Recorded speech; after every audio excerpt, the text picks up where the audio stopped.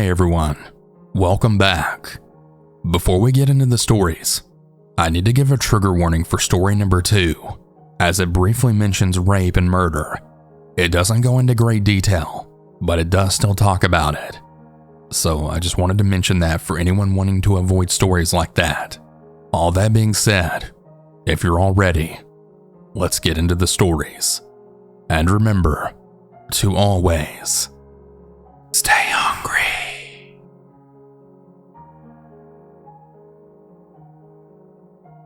I was 19 when this happened. I'm a female if that matters. I live in the UK, and it was 2018, beginning of May, just before that awful soupy heat was here to stick around. I was working late, and I had made it home around 10:30 p.m. I decided that I wanted some snacks and something more exciting for dinner than just pasta, so I headed to Tesco at about 11 p.m., which is just over a mile up the road. I had been doing this for years without ever coming close to the fright that I felt on this day. I had gone to the cash machine the day before too, and therefore I had around 160 pounds on my person. My mom was borrowing her dad's car at the time. He loved this car, and my mom was pretty protective of it since it was her dad's, and it was also parked outside of the gates, but still on the driveway. It's a double driveway, so the cars can park bumper to bumper, but there's big double gates in between. I was making a bit of noise getting my bike out from the shed, so I didn't hear it at first. Then there it was, singing. I frowned. It sounded close. I opened the gate and got my bike through safely. The singing was turning into shouting, and then quite obviously a drunk slurring of words. I snapped my head to the left, and sure enough, a man about 25 years of age leaning up against said car. It was honestly quite jarring to see him that close. I was on the other side of the car luckily, but I hopped on my bike and sped the hell out of there. I pulled out my phone and I rung my stepmom, telling her all about the guy leaning up against the car and how he seemed drunk. Now, it wasn't really out of the ordinary to come across drunk people when there was just a pub over up the road especially, but also we're extremely close to the town center, and this was a Saturday night. I asked her to just let mom know, and she can sort it out if she wants. I was still on the phone when I pulled up to a roundabout that I would have had to cross over to get where I was going, so I do just that. I pull up and stop, look to my right for vehicles, and that's when I see something out of the corner of my eye. I almost dropped my phone because there was absolutely nowhere for this man to have come from, and he didn't make a single sound. He was on a bike too, which is the first thing that I noticed. He looked to be around my height, 6 foot, though he could have been taller. He was mostly sat down. His eyes, skin, and hair were all dark, as well as the clothes he was wearing. So it was hard to get a good judge of age since it was completely dark out too. I would say that he looked around early to mid-20s. In typical British fashion, I then said, "You all right?" And I did that stupid smile thing you do to strangers. "Do you live close to here?"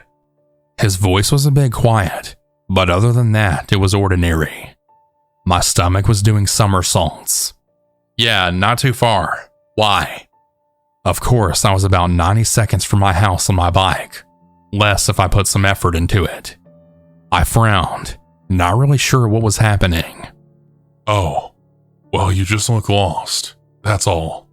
I frowned even harder because I certainly didn't look lost. I mean, I was clearly on the phone, having a conversation that had nothing to do with directions, and if I had Google Maps open, why would my phone be up to the side of my face? My mind raced with the possibilities of where he could have come from, and how I hadn't heard him approach me until he was 3 feet away. There's only one place that I can think of, not in the moment, but looking back. My house is part of a row of houses, and at the far end of the row furthest from my house is a trail. It's not very long, and it just leads around the back of some industrial buildings and the local rubbish tip. But there wasn't so much as the moonlight to light your way down there. He could have easily been in hiding waiting for the next person. It just so happened to be me. So I replied, nope, not lost. I laughed awkwardly, then gestured to my phone, wanting to just get back to my conversation. He bids me good night and crosses the road ahead of me, and I watch as he then crosses again and goes and sits down at the bus stop. Now at first, I'm pretty relieved. Okay, he's just catching the bus. Chill out. But then when I realized what bus stop he was at, my heart sank even more. The thing about this stop was that Tesco was its last stop, and it actually would have taken him less time to get there on his bike than it would have if he waited for the bus to even get there. The bus then loops back around and goes down the same road to go along its route back to the town center. There was no reason for him to be stopped there. I didn't know it at the time, but I have autism. So if you're wondering why I didn't just go home, it was because I had already set in my mind this plan, and nothing was going to stop me from executing those plans. Also, because I'm autistic, I tend to be nonverbal in high anxiety-inducing situations. This will be relevant shortly. I got off the phone with my stepmom, and I rang my boyfriend at the time, now ex. I was telling him that I was just popping to Tesco, and also what it was I had planned for dinner, and I was just catching up with him. I cycle past this guy on the other side of the road, and I mention to my boyfriend that I think I'm being followed. Well, he tells me I'm not, and that I'm being dramatic. I looked back, and sure enough, he was on his fucking bike. He was gaining speed, so he was cycling alongside me on the other side of the road, and within seconds he was ahead of me. I could not yet breathe a sigh of relief because this man then turns to the right, crosses the road, and then heads back for me. I tell this to my boyfriend, who simply thinks that there isn't even another person around. My hands are now sweaty. My mind starts whirling with possibilities. If he just wants to rob me, then great. He can have my money, my phone, whatever. I just didn't want to be hurt. Of course, I've completely clammed up, gone nonverbal, and I'm now a stuttering mess. I'm barely making any sense to my boyfriend who's on the phone. The guy starts talking to me. How old are you? His voice was exactly the same. It was quiet, calm. 19 was all I managed to say. Oh, cool. Me too. I've just moved to the area. I nodded. I didn't know what else to say. I couldn't say anything. He had positioned his bike so that I was unable to get past his with mine. My boyfriend was still on the other end of the phone, growing annoyed because I wasn't talking to him. Was this guy going to stab me? Were his friends going to jump out and grab me? Pull me into their grubby van?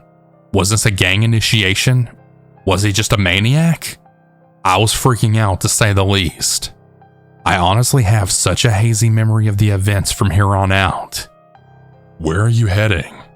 He asked, as he was now getting closer, but he hadn't gotten off his bike. The shops, I said. This wasn't a lie, but I wanted him to know that I was headed to safety and possibly a security guard. Do you think we can be friends? He asked me. I was stunned, but I didn't want to annoy this guy, obviously. I was saved from answering. My phone started ringing. It was my boyfriend. Somehow we had gotten disconnected. Well, I better head off. I might see you around if you just moved here, I said. I beamed a smile, snapped out of my daze, and simply answered my phone call. By some miracle, he nods and heads off in the direction we've both just come from. I vomit a little, while gathering my composure to grab my handlebars to stop my hands from shaking. What a weird night. I had to listen to my boyfriend believe that I lied about going to Tesco, and that instead I had gone to see another boy because he had heard me talking to someone with a male voice. He was just as insane as this guy. I did end up breaking up with him a couple of months later. This and so many other things led to it. I eventually did make it to Tesco, where I promptly rang my best friend at the time and bawled my eyes out. A quick message from my mom told me the drunk guy leaning against the car had left.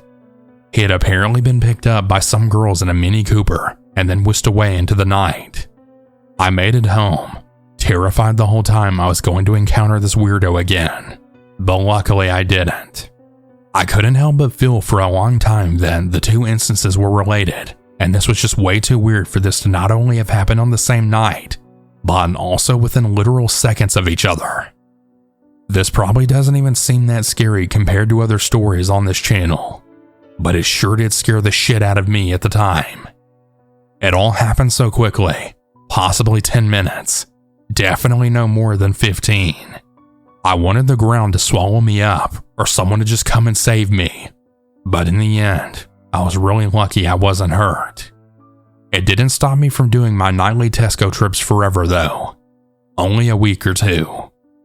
I'm now 25, and the memory of that night is something that I just don't think I'll ever forget. I remember how I felt at the time, way too strongly to ever put this to the back of my mind forever, and it's felt really good to talk about it.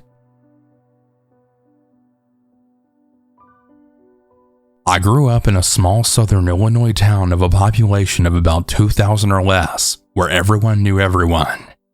It was a fairly safe town, where I felt comfortable enough to walk the streets at night alone, and I often even hitchhiked to wherever I needed to go as a teen. Because of this, I was very trusting of others, which hadn't really been a problem until I graduated and began working in a nearby city. I worked at a Walmart, and since I had just begun in the electronics section, I got the shift none of the others wanted. That's right, I got the closing shift. Walmart itself didn't close at the time, but I would be the last electronics associate to leave, so I was left with the duty of closing down the photo lab and cleaning up the department. Since it was a high theft area, there were supposed to be two of us closing, but more often than not, I was alone. One day I closed the department alone once again. It was late at night, and no one else was in the parking lot aside from the man sitting on the ledge of the store playing a guitar.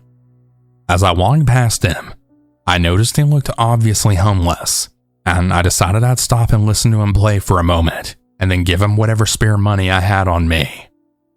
Reaching in my pocket, I remembered my then boyfriend, now husband, had taken all the change and small bills out of my wallet and had put them in a change jar, and in fear of being rude with nothing to give him for his talent, I just continued walking to my car.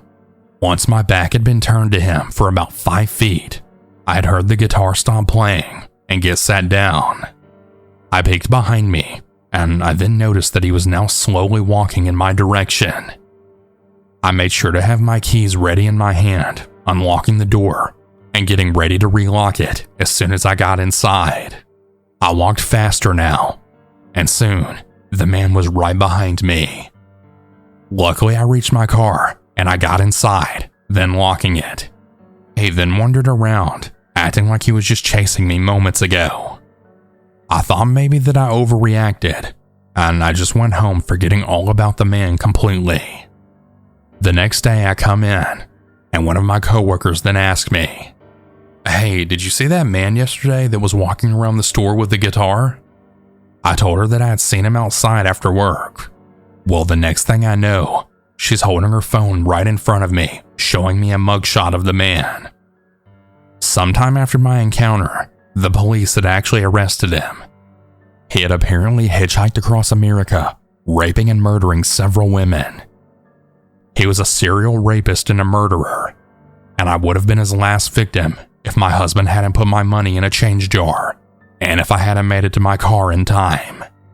Since then, I've learned how to navigate the city, making sure that I only park near cameras, and if I have to walk alone at night, I call someone while I walk.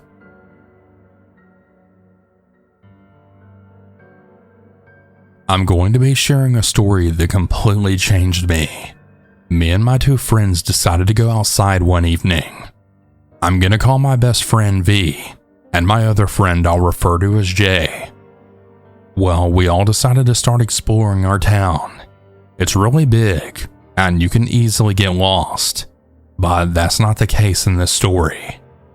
I, being the youngest, was 14, while my other two friends were 15. We were wandering around the streets having conversations for a while. After what seemed like a while, we eventually got tired and began to walk home. We must have been out there for a while because the sun was just starting to set. We were about 1.5 miles away from our street. This is when things started to get weird.